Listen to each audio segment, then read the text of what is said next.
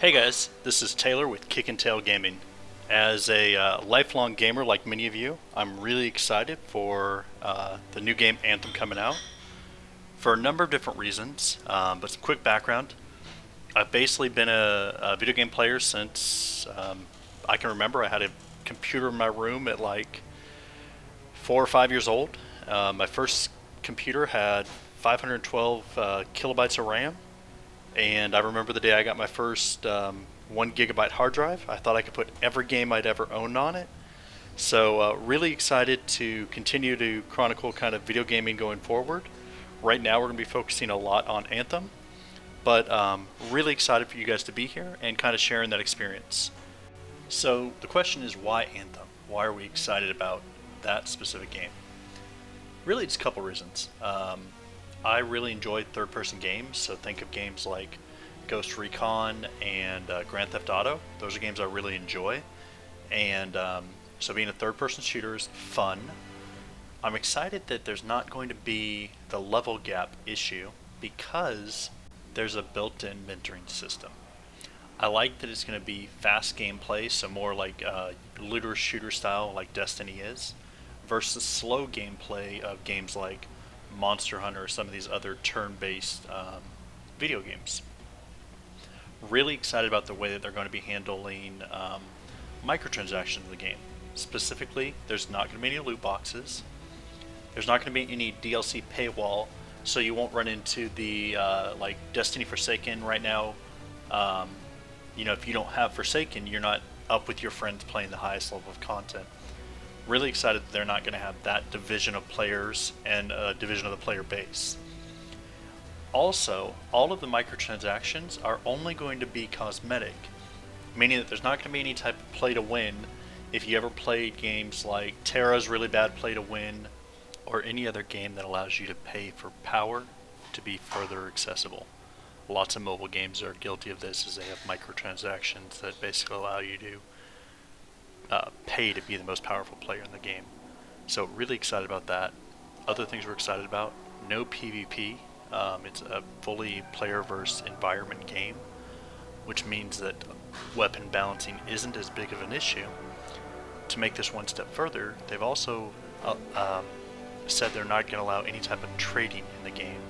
By not allowing trading in the game, it's going to allow them to take away kind of the incentive of these like third-party marketplaces where you could buy that really powerful piece of gear without having to earn it yourself. I'm really excited to be playing a game where when I see a teammate with, in this case, like the most uber mortar system, that they went out and earned that mortar system, and there's not a way to farm that mortar system. So all of this is allowing the game to be really player versus environment centric, and not pay to win or take the fun out of the game.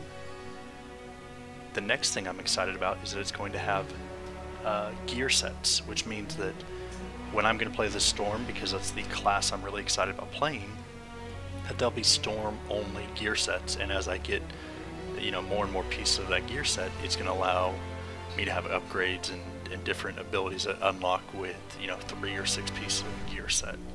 So really excited about that. I do want to hit 2 last minute things that haven't been talked about yet in relation to Anthem. The first is, and the video you're seeing now on the screen shows it, are flying only levels. I believe that we're going to be able to play levels that require you to fly, and that's it. There's not going to be any ground combat during the level. It's just going to be a navigation of like a obstacle course, almost how Warframe had their, they've got a term for it and I don't remember at this moment, but they're like loot temples or whatnot, where you had to get through them in a certain time, otherwise you didn't get there. I believe that we are going to see something similar to that. There's a second item that hasn't been talked about, and this one's more the in your home base in Fort Tarsis. As you're going to exit the level, as you can see by the picture here, you're going to have an Ally of the Week. Now I'm really excited about this feature and what other promising things it can bring on. Am I going to be able to put a mural of my squad on the wall in, say, my Strider? Or maybe when I go in my, they've said there's a personal apartment space of some site in the city, will I be able to put a hologram of my most recently played teammate or my favorite clan member up in there. And so really excited about like what that opens up and what type of openings that gives people. We're going to go ahead and close out the feed here. I first want to thank two people that are huge inspirations to me, and that's of course Anthem Insiders and also Your Anthem. Check out both their channels. You can find us on Xbox and Twitter at KickenTailGame, and then you can also find us on YouTube, Mixer, Twitch at KickenTailGaming. Look forward to seeing you guys shortly. Send us an invite in-game, and we'd love to join you for a session or two. Thanks guys, have a phenomenal day.